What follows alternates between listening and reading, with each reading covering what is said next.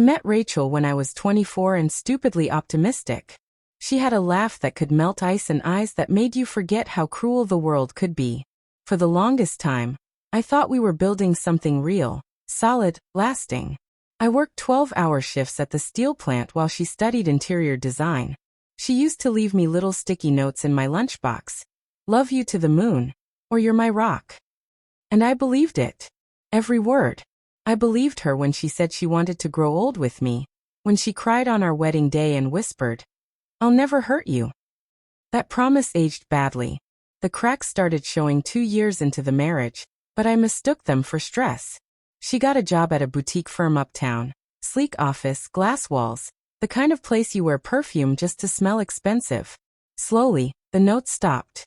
The kisses got shorter. She started saying things like, "You don't get it." And we're just in different places mentally. I tried harder. Bought flowers. Cleaned the kitchen. Took weekends off just to be home. But she was slipping through my fingers like smoke. Then one night, I picked up her phone by mistake. It vibrated on the counter. Jason Redheart. And for a second I thought it was just a client. But then I saw the messages.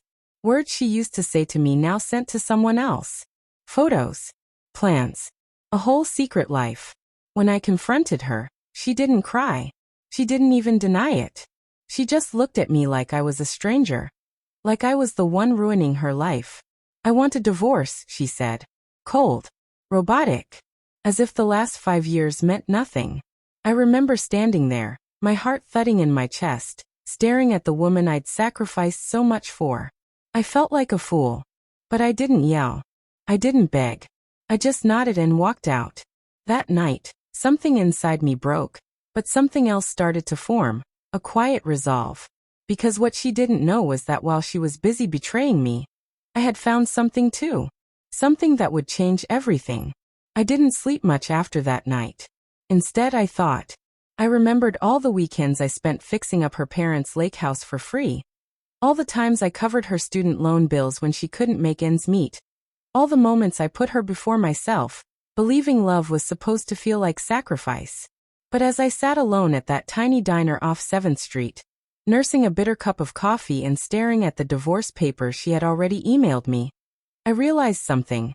Rachel had never chosen me. Not really. She had chosen what I gave her. Stability, safety, loyalty. And when she found someone who gave her more excitement, more drama, she didn't hesitate. But what she didn't know, what no one knew, was that I had kept records. Not intentionally at first.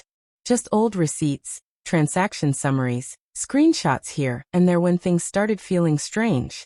I never imagined I'd need them, but something in my gut told me to save it all. And when I finally visited a lawyer, he didn't smile like I expected. He raised an eyebrow, flipped through the file I handed him, and whistled low. This changes everything." Turns out, while Rachel had been living out her soap opera fantasy with Jason, she'd also been misreporting shared finances, signing documents with my digital signature, and funneling funds from our joint account to pay for luxury hotel rooms, designer bags, and dinners for two. I didn't even need to guess who the two were. My lawyer, Mr. Carlton, an older man with a calm voice and eyes like steel, told me we had a solid case. "This isn't just infidelity," he said. "This is fraud."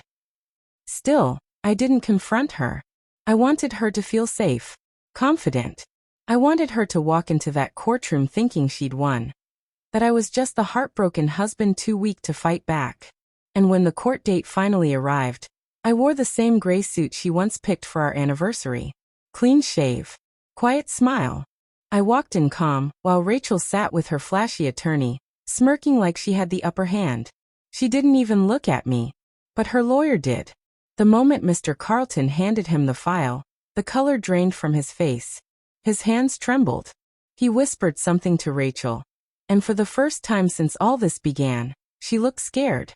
Rachel's confident posture collapsed the moment she saw what was inside that folder.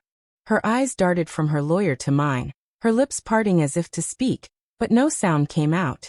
The courtroom, once filled with quiet chatter, had gone dead silent. I didn't flinch. I didn't smirk. I just sat there, watching as the consequences of her betrayal finally caught up to her. The judge flipped through the documents, raising an eyebrow at the credit card statements, the digital signatures, the undeniable timeline of deceit. "Mrs. Lane," he said sternly, "do you have anything to say about these charges of financial misconduct?" She stammered something about confusion, about misunderstanding, about how I had agreed to everything. But her words were hollow, frantic. Her lawyer couldn't even look up. Mr. Carlton calmly addressed the court.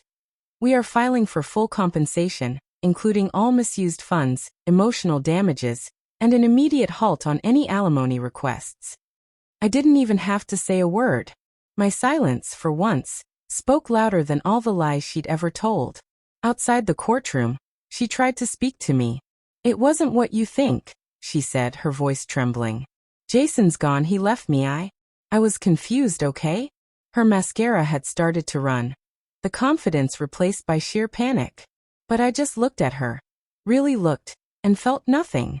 Not anger. Not hate. Just emptiness. She had broken something so sacred between us. And now she was watching it slip through her fingers like dust. I leaned in slightly and said, "You chose this. You just didn't think I'd fight back." Over the next few weeks, everything unraveled for her. Her job found out about the financial fraud through court records. She was let go. Jason didn't return her calls. Her social circle began to shrink, and for the first time, Rachel had to sit in the mess she'd made. Meanwhile, I moved on, not with bitterness but with clarity. I took back control of my life, piece by piece. The silence in my home didn't feel cold anymore. It felt peaceful. Months later, I got a letter from her. Just a plain envelope. Inside, a single line written in her handwriting. "I never thought you'd stop loving me." I didn't reply. I simply smiled, folded the paper, and placed it in the same folder with all the other lies she once thought I'd never see. Because I had stopped loving her the moment she believed I wouldn't notice.